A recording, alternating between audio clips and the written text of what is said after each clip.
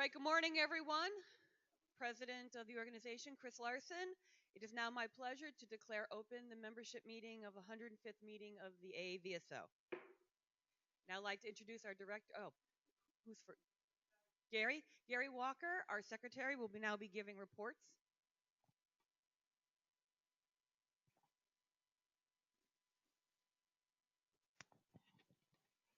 Good morning. This is a report on the last membership meeting held a year ago, November 14th, 2015. President Geno called the meeting to order at 9 o'clock. Gary gave the report on the Muncie meeting and council actions. Bill Goff gave the treasurer's report.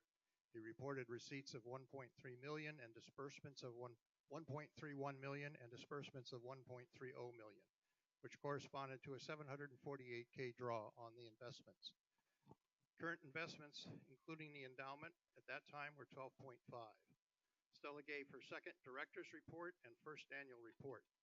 She reported on deceased members and friends: Charles Towns, Jersey Spiel, Leonard Dahlmark, Robert Andrus, Howard Landis, Walter Haas, Jeffrey Hopkins, Leroy Snyder, Raymond Thompson,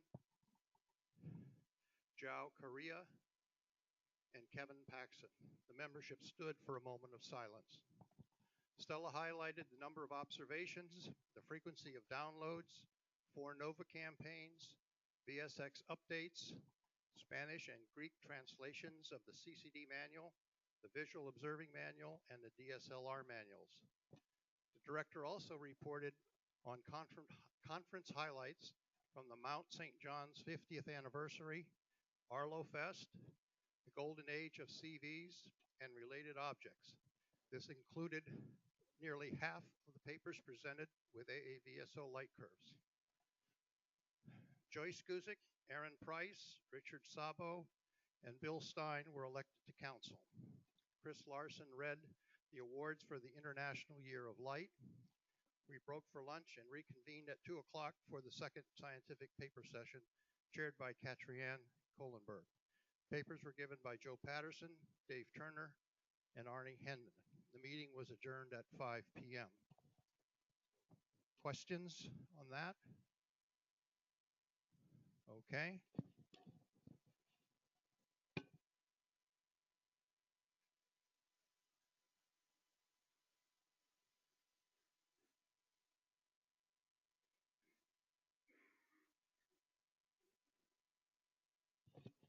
Okay, I want to give a short report on the council meeting, which we held all day yesterday, Thursday, November 10th, 2016. We had the normal business of minutes, reports of committees and officers. We've been buoyed up by grants for the past 5 or 6 years, and now a past grant is ending, and the grants climate is obviously very difficult. Investment funds basically have been flat after taking out 5% to support the mission. The investment committee expects to re-examine our approach and consider index funds. Annual campaign and fundraising is very important to the ongoing support, and thanks to all of you who have supported us this year. Council held elections. Christine Larson was elected president. Roger Coleman was elected first vice president. Kevin Marvel was elected second vice president. Bill Goff was elected treasurer. Gary Walker was elected secretary. Meeting was adjourned at 6 p.m., 5 p.m. on time. So any questions? Okay, thank you. Thank you, Gary. We now have our treasurer's report from Bill Goff.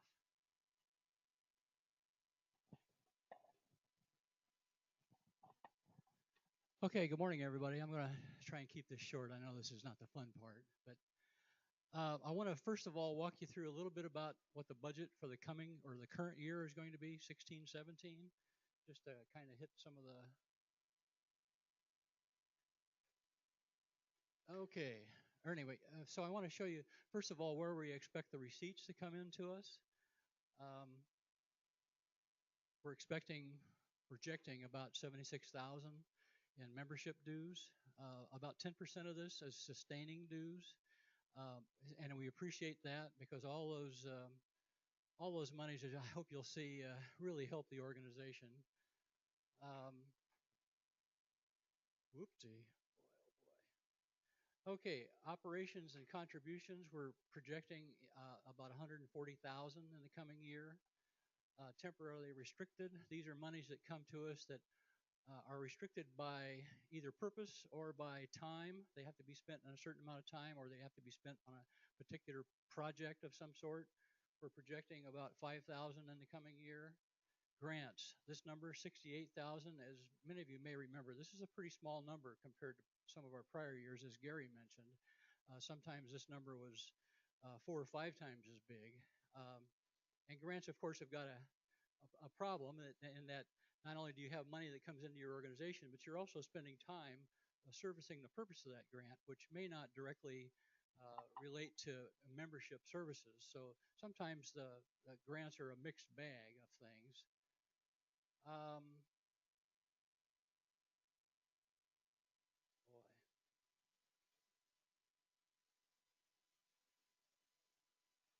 I'm going to use the keyboard. When endowment withdrawal, we're projecting 624,000 to come out of the endowment in the current year. It's important to know that all I'm showing this as a receipt, and a withdrawal out of the endowment really isn't a receipt in the same way that membership dues is. Withdrawal out of the endowment is actually a reduction in assets. We've got money out there in our investments that do something for us, and then when we take the money out, we're actually reducing the value of that asset. That's the purpose of the endowment, of course, is to provide for operations, and as you can see, it's a pretty big chunk of money, so thank goodness for that. So, I don't know if I'm having trouble with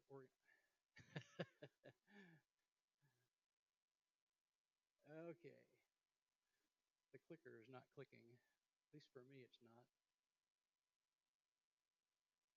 So the total receipts we're expecting for the current year is in the range of about 915,000. So that's, as Gary noted earlier, that this is quite a reduction from prior years. Yeah.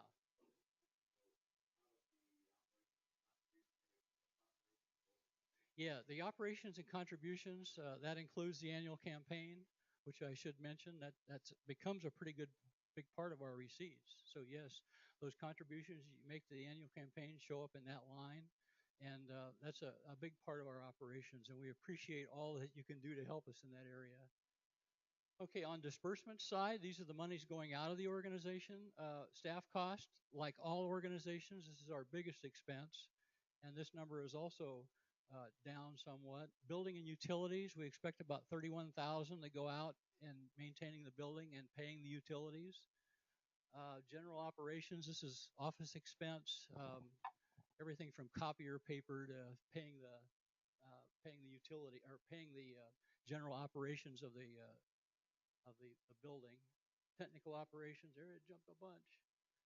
20,000. Those are some of those are rental on some of the APAS scopes. Some of it are internet expense. Miscellaneous is travel, and there's also a directors and officers insurance payment involved in that area. So the total disbursements are about 918, and I know that those numbers don't match, but it's been as much as anything else. It's just because what got rounded up and what got rounded down. I want to go on, and if my clicker goes on, talk about the endowment a little bit.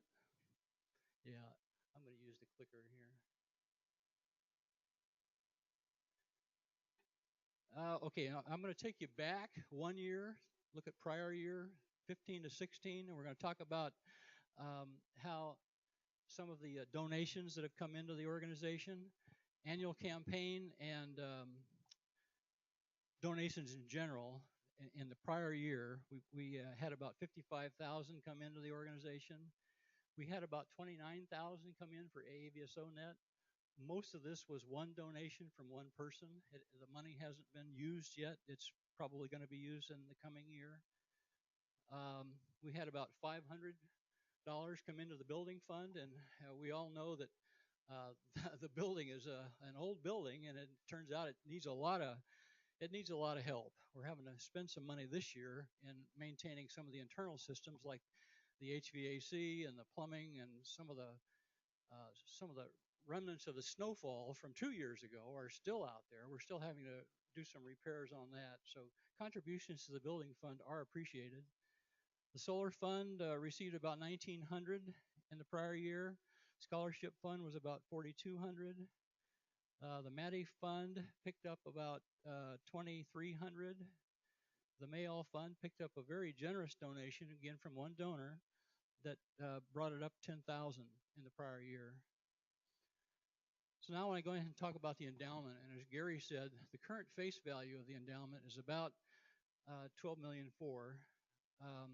And you should all know that as of right now, it is professionally managed. We have hired two management companies, and we've got the money divided basically equal between them. The first one is an organization called Tif, the Investment Fund for Foundations. And this group, they only serve nonprofits. You can't get an account with Tif yourself unless you're a nonprofit. They have about $6 billion under investment, and their strategy is to essentially put all of their investments into one fund. So when we buy into Tif, we buy into one account at their house. Now they go out and invest in other. They make investments in other funds. They don't buy individual stocks or bonds. They only buy other funds. They have about 20 analysts on staff that make these decisions about how they're going to invest their money. And right now, there's about 6.4 million of our investment profile is with Tif. Tif had a really tough year, current year. Back at the beginning of the year and through the spring, there were quite a downturn in the stock market in general, and Tif suffered quite a bit from that. It's not down now. Earlier in the year, however, there was.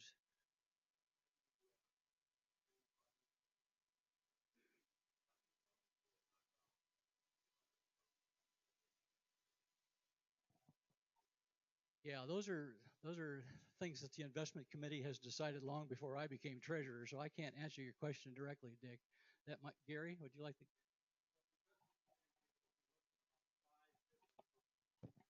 The investment committee about five years ago, and actually Don was on the committee also at that time and was the chair. We looked at about 5 different funds, and we benchmarked them against each other, and TIF was one of the best of the 5. And I've recommended that we, as the new investment committee comes together, that we look at other approaches that can generate more income. So hopefully we can do better than that. And I'd like to show you a graph afterwards of where TIF has done this year. About the last 9 months, they've done actually better than Greystone. Okay, let me proceed. The other company that we're using is Greystone, which is a Morgan Stanley company. And again, they only serve nonprofits. They have about 200 billion under investment, and they have about 150 analysts, and they buy all instruments, meaning stocks and bonds. So our monthly report from Greystone is about 150 pages of all of our positions and all those stocks and bonds. We have about 6 million invested with Greystone. And this is just a plot of how the investment profile has looked over the last about 12 years. As you can see, there was a huge peak at about 2006, 2007. And then with the big problem that occurred in 2007, that we had quite a loss. And since then, it's just been kind of bumping along. I'll also say that we use a rule about averaging the last 5 years' value of the investment to determine how our 5% rule is applied. The current policy is to take out 5% of the value based on the last 5 years' average. So when you look back 5 years and you add up all those, take an average of the last 5 years, the number right now comes to about 624. So that's how the council has decided to do that. It was based on some projections done by a treasurer about 10 years ago. So, any other questions? Yes.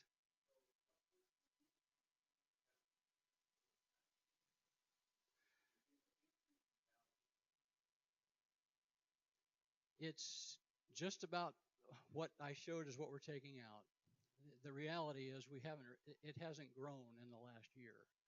So if you look at both of those funds, they both have produced about what we're taking out. So as of right now, and believe me, this is a controversy with the council. At this point, that's true, and that's a real struggle. Believe me, it's a real struggle. So it well, yes, in the back.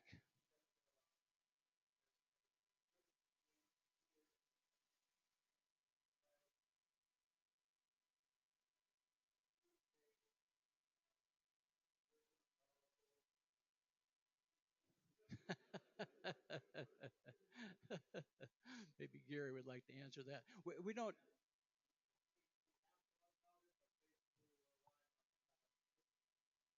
I don't know if it's on. I mean, I've personally thought about that. I've done nothing with my personal funds. Thought about it for AAVSO, and I'm hoping that our money managers are to take appropriate measures. So that's how we're doing it right now. But I am are. Yeah, this is a tough road to hoe, and believe me, we spent a sizable proportion of Thursday's meeting in discussion about how this curve looks. Nobody likes this. I mean, we'd all like to think that the curve was going up, and that there was sustainability. And I think that the council understands that there's a responsibility to do that. We also have a responsibility to provide the services to the organization.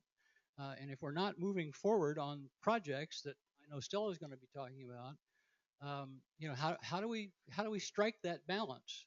So please, if you have notions or ideas, please feel free to talk to any of the council members about what your feelings are about these things, because it is an issue for all of us at this point. So, yes, Dave. I apologize because I keep asking this question every year. If well, first of all, you said you took out about 600K. Right. So and you said the total endowment is flat. So I assume that's growth in the funds of 600,000. Is that correct? Yes. Yeah. At this point, they're just about what we're taking out.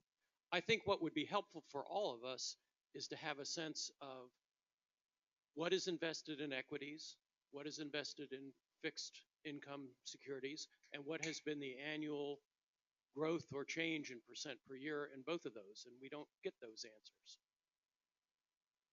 Well, yes, and it's not an easy question to answer. I don't want to belabor all the members with that discussion because it is a complicated one. In the case of TIF, for example, we don't make that decision. 6 million of that money is in TIF, and they make that decision about where the money is invested. We get a report from them quarterly about how they've done that, and so it would be possible to retrieve that information, but we have no choice on that. Greystone is pretty much the same, although their report does show the breakout of which are stocks and which are bonds, and so it's easier to recover that number. So yes, we could do that, and my guess is the discussion would probably be even more boring than it is now. But well, I don't think it would be boring, and as you say, that data is there, and it's just a couple numbers, but it would really give us a snapshot of what's doing well and what's not, and how does that compare to other nonprofits. You don't have to do that. Call Greystone, have them calculate it for you. Well, Any decent investment they give us monthly summaries, and yes, we can figure those numbers out. You can have them calculated for the year. You just tell them what you want, and they'll do it. Okay. All right. Yeah. I have a plot here of what the two funds have done this year, and they're both up a total of $1 million for the last 9 months. So it's not as though they're not doing well. They are below CPI plus 5 from 3 years ago when we made the change, and they are doing better than CPI plus 5 closing on that. So if you would like to go into a little more detail, I can do that at the break.